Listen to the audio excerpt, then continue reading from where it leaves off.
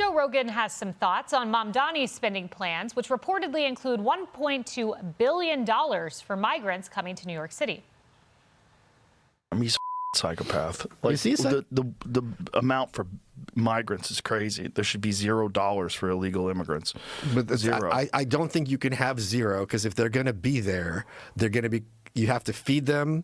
You have to do something with them. Like, literally, if you don't feed them, they're going to be robbing stores. They have to. Human beings need food. What are you going to do? Get them jobs. How are you going to get a migrant a job? Get them a job in Guatemala. Wouldn't you rather give them food than a job? I don't want them taking American citizens' jobs. Well, the whole thing's a mess. The whole thing's a mess. But the point is, you can't just throw them away. Right. That's the problem. Unless you're going to remove them from the country. And while Mamdani plans to dish out money to illegals, he plans to crush taxpayers. In order to get to this point of closing the gap on both this fiscal year and the next fiscal year, we are forced to raid the Rainy Day Fund, the Retiree Health Benefits Trust Reserve, and to increase property taxes across these other years. New York City residents are livid. Mayor Zohran Mamdani, you are out your goddamn mind.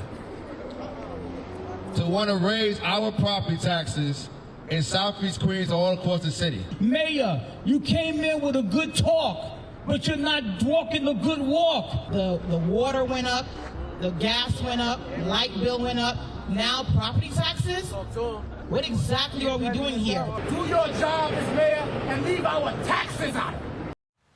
And as cracks emerge in blue state New York, let's bring in the governor of the ruby red state of Arkansas, Sarah Sanders. Governor Sanders, a massive budget, taxes up 10.5% potentially for property taxes. You have a different model in Arkansas. We do. You know, you have to wonder, what did people think was going to happen when he was campaigning and Mamdani's telling everybody he's going to give everything away for free? At some point, somebody has to pay for it. And his plan all along has been to put that on the backs of the taxpayers.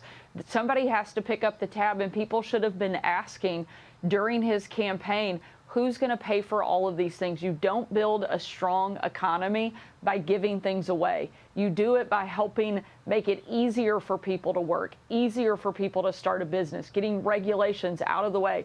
He's done the exact opposite. It's no surprise people are fleeing states like New York and California, where they're making it harder to do it the right way.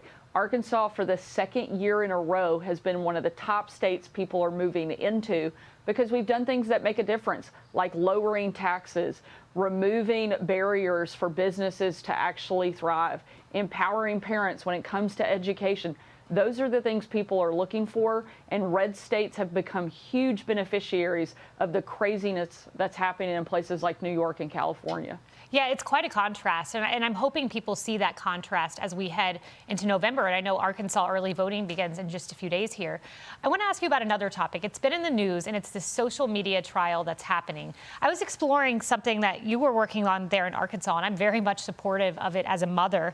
And you guys endeavored in Arkansas to require parental consent for minors. And we have a map of the United States we'll pull up, and these are the states that are trying to find a solution for children who are victims of social media. But a court struck down your effort. Tell me a little bit about that.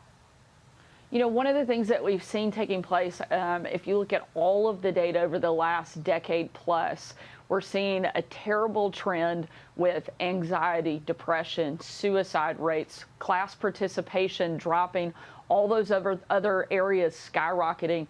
And we've been on a bad trajectory in this space for a long time. One of the biggest things driving that is complete and total unfettered access to social media and smartphones. So we wanted to do something about that in our state, help lead the way.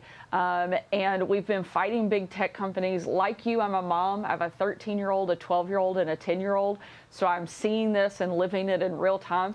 Trust me, it's not super popular at my house, but I think it's the right thing to do. We know the impact it's having. We have to take stronger, more aggressive steps, not back away from it.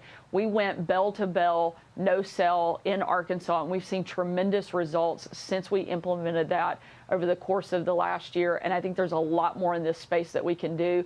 It's been one of the big topics of conversations among governors this week at RGA and NGA, and I hope to continue continue to use our platform in Arkansas and lead the way nationally to really elevate this, to be part of something that's happening in every state across the country. Well, I'm thrilled to hear it was a topic of conversation at RGA, and I really hope other states follow your lead. Governor Sarah Sanders, thank you. Hey everyone, I'm Emily Campagno. Catch me and my co-hosts Harris Faulkner and Kaylee McEnany on Outnumbered every weekday at 12 p.m. Eastern, or set your DVR. Also, don't forget to subscribe to the Fox News YouTube page for daily highlights.